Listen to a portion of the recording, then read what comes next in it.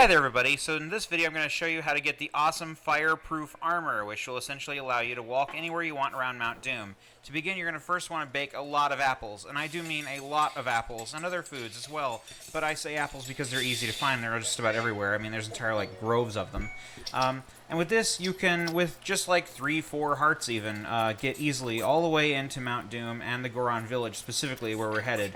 I'm going to show you where that is on the map. First, starting from the tower that is right there in this location, which is called the Edwin Tower. It's near Edwin Canyon. You basically have to head to these, sort of cool springs you'll be able to cool off in. I guess they're hot springs, but they're colder than, being on fire. And then you're going to want to head here to this brown grouping of buildings you'll see when you get the tower. But that's Goron Village. And right here, this outcropping is what we're going to use for cover when the volcano erupts. So basically, to start the journey, I recommend aiming yourself off of the tower towards those pools. You'll see them off in the distance, and you're going to just want to make a beeline straight for them. You can just climb up any surface that's in your way, so it doesn't really matter. Plus, you'll avoid any enemies and guardians and other things that are on the mountainside. You will immediately burst into flames. So as you can see, I have a lot of yellow hearts. So what I do is I made 5 Hardy Durians, which gives you plus 20 hearts. You can get Hardy Durians from the other video, which I'll be linking at the end of this video, if you need to know where they are exactly. It's a pretty easy find. So you cool off in the pools like this, and you just want to keep making your way across the mountain. And you want to make sure you don't attract any enemies or attention. I actually do in this video, so sorry about that. But the enemies here do breathe fire, which is not too bad since everything else here sets you on fire anyway, so you're not going to really have to worry about that as much as you normally would. So you can just run past this guy, and he'll breathe flame breath at you, and yeah, okay, whatever, I'm already on fire. Oh, also make sure you don't equip any wooden bows, wooden swords, or wooden shields. Otherwise, they're just going to burn right off of you. So once you see these lava pools, you can just go ahead and drift on down here. You know you're going in the right direction. You want to follow that bridge that goes across the lava past these Goron miners here. If you really are feeling adventurous and you've got a lot of health, you can go ahead and just talk to them and, shoot the breeze while being on fire. It's kind of hilarious.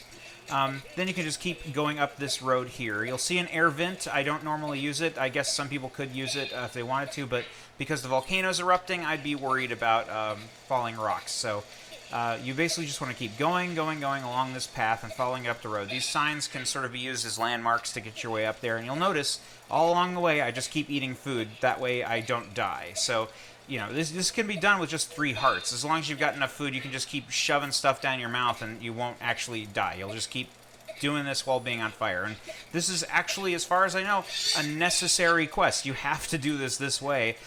There is, I've been told, a place where you can get some potions that are flame-proof somewhere at the base of the mountain. I've never been able to find that location, but even then that would put this on a timer. So there's a bit of a race to get here, and frankly I like going at my own pace, so that's why I like to do this with the food route. Now you just stand under this outcropping. That won't happen here in the video, but when you do this the first time, there's going to be a lot of falling rocks right about now. So just stay here for a couple of seconds and wait for the rocks to finally die down and stop falling.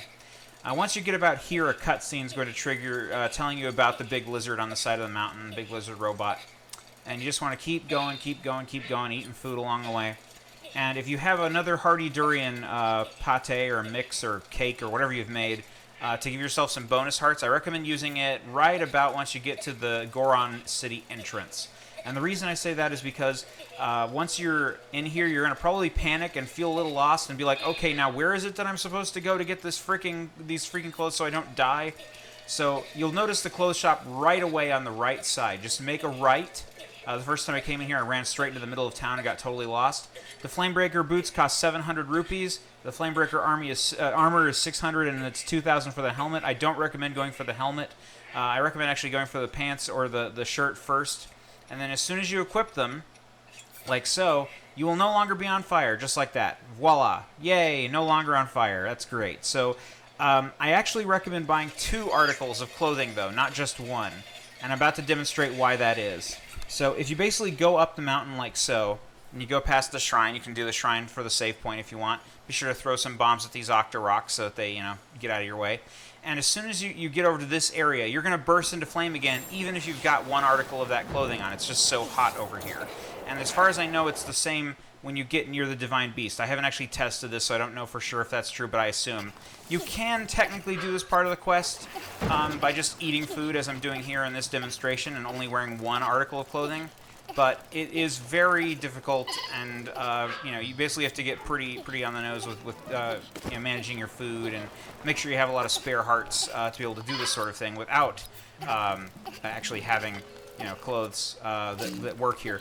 So anyway, the trick is you need to get to this cannon, hit the cannon switch, and then fire right at the right moment so it hits that door, and then you can go in there and initiate the cutscene and like actually start the quest to board the lizard with your companion. It's basically going to help you all along the way there, and this is where you sort of meet him, is in this cave. And again, this can be done with just one of those pieces of clothing, but as I'll show now, if you have on a second piece of clothing, which I should be equipping. I'm just showing, I guess, the location where this is and where Varudania is, but let's go ahead and put it on. There we go. Okay, so once we have two of them on, see? No flames. No problems. Easy. Obviously, that means that you had to pay over 1,000 rupees, and there's like 1,100 rupees or so, but, you know, it's worth it because now you can survive in any kind of heat condition, except for, well, lava itself, so enjoy!